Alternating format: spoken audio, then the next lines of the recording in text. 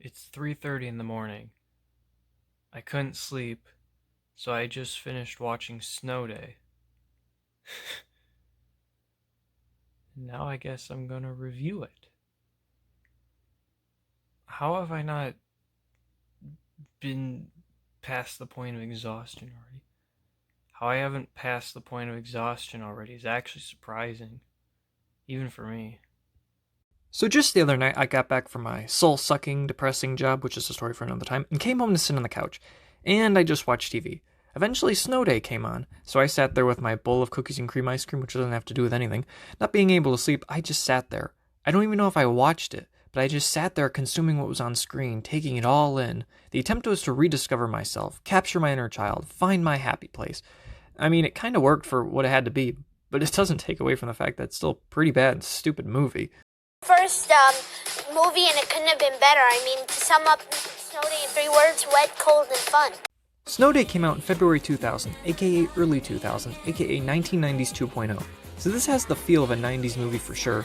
I mean, seriously, the soundtrack is composed of Sixpence None the Richer, 98 Degrees, a random foreigner song insert for the adults, and not one, but two Smash Mouth songs. Also, it spawned a song called Another Dumb Blonde, supposedly, and I do mean supposedly, written for this movie. I say that because it was sung by this artist called Hoku, who also did a song for Legally Blonde called Perfect Day. Now really think about that. Snow Day is about doing everything you want to do, hence making it a perfect day. And Legally Blonde is about Reese Witherspoon trying to prove she's more than a dumb blonde, hence not being another dumb blonde. I can't help but think about how missed of an opportunity it was that these two songs' respective movies weren't switched around. Day and Blonde are literally in the titles of both movies and songs. My theory: Hoku got the Legally Blonde gig first, or she just had more passion to write a song for that movie. Then the Snow Day crew came knocking at her door, and having nothing else to hand them, she just handed them her Legally Blonde song demo. And they accepted it. Even though it barely, if at all, correlates with the movie. There's not even a blonde girl in this movie, and the main teen female isn't even a lead, so why would they write a song for her character? Also, Hoku's totally lip-syncing through this performance and not even trying to hide it.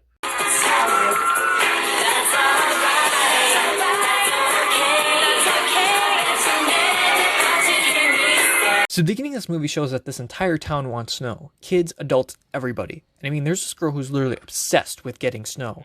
In the opening scene, she sticks her tongue out for a single snowflake. Right off the bat, I see this all as kind of implausible. Her entire motivation is just wanting 2 snow days off in a row. Maybe it's just because I'm now looking at it through the perspective of someone who realizes the danger of having a ton of snow, but the movie isn't concerned with that. No adults even think, oh crap, that's going to be some dangerous driving. When it randomly snows one night, they get a snow day, of course. And how do they spend that one day? By wasting it completely. This really creepy stalker teen tries to win over the popular girl in a day, and ends up quote-unquote dumping her for the friend he's always had that was also a girl but never his girlfriend, rest assured. They make the girl he's been friends with for who knows how long only show affection for him at the end of the second act, and it's out of nowhere. But despite this guy's creepy stalker tendencies being on point, they don't make him wanting to be in a relationship with the popular girl completely unreasonable. They make her likable by the end. She even kisses him and kindly talks to him. Then he just throws that out immediately and goes back to his other female companion. That's a bad lesson, that sometimes your love that you've been waiting for has just been right there all along. But, you know, they could have made the popular girl not all that she was made out to be. They could have made her a jerk. But when they make her okay with the idea of being in a relationship with this guy, it makes no sense that after spending an entire day trying to win over her, he just throws it out the window entirely, assuming they'll never even talk again. Her name was Claire Bonner. Was I obsessed? Let's just say I know the exact number of times she blinks per minute. So the girl that I mentioned earlier is actually the sister of the really creepy stalker teen, and what does she spend her whole day doing? Trying to foil a snowplow man's work, which doesn't really make sense because 1, there's so much snow a second snow day would be inevitable, 2, she wants a second snow day so badly that she's willing to sacrifice the only one that's been guaranteed thus far, and then there's Chevy Chase, who plays the dad of these 2 really creepy obsessed teens in their own right, and he's obsessed with being taken seriously by doing the most ridiculous things to get better ratings. And no, this movie being an allegory on the tolls of obsession should not be considered for even a single second. You can definitely tell that this movie is trying to be one of those kid empowerment movies, sort of in the vein of Home Alone and John Hughes movies, which I guess makes sense. Hughes was the king of teen empowerment at one point and understanding their mindsets.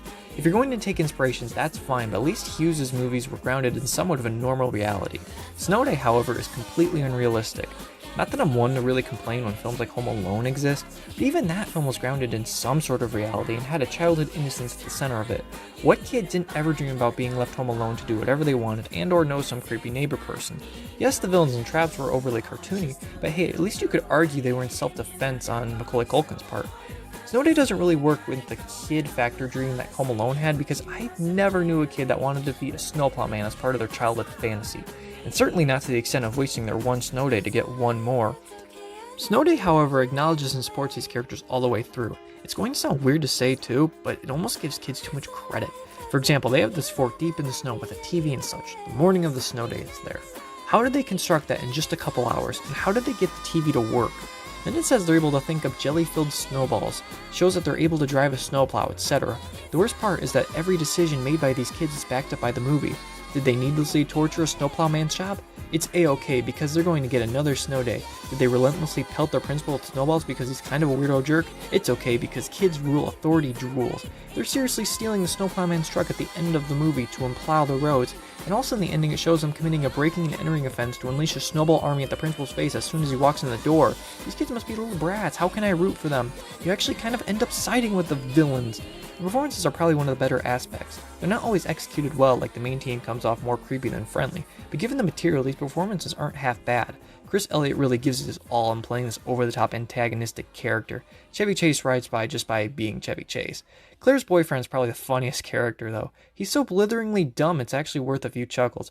For example, there's a scene where he's arguing with Claire, then finishes pouring her cereal and just drinks right out of her milk carton. When he calls Shamu shampoo, when he tells our disturbed lead, let me introduce you to this person who'll give you a tour of my house of pain. Like, he's just so committed.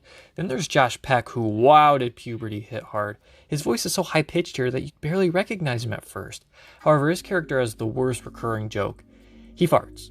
He has one fart joke early on and then another later on, but I swear to God, somewhere around the middle, there's a scene where he has 3 of them in the same scene. Have I mentioned yet that I watch this on AMC?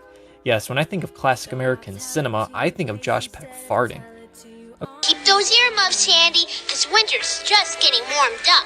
While Wayne shows us how to make a tasty bologna snowflake. Nickelodeon's new movie Snow Day. It's theaters February 11th. Rated PG. Nice craftsmanship, Wayne.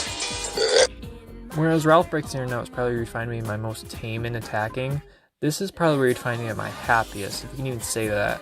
I say that because despite how forgettable and stupid this movie is, it's not awful. It's got that early 2000s Nickelodeon vibe that's honestly kind of refreshing in this day and age. Snow Day is a harmless movie, albeit extremely flawed. And I'm giving this movie a 5 out of 10, probably a light 5, heavy 4, but you know what, it's Christmas, it gets 5, who cares. Anyways, my next video is going to be this big boy. It's got a script that's like 15 pages long.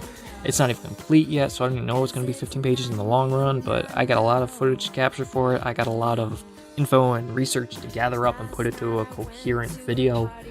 So that won't be done by the end of the year like I originally intended for it to be. Maybe it'll be done by January 2020. Well, jeez, hopefully it should be done by January 2020.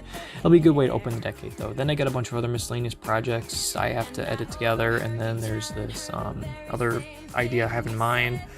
So yeah, content's gonna be good coming in the next decade. Geez, that sounds weird to say. Alright, adios, audience. I got your standard slush ball, and this one, the jelly-filled snow nut.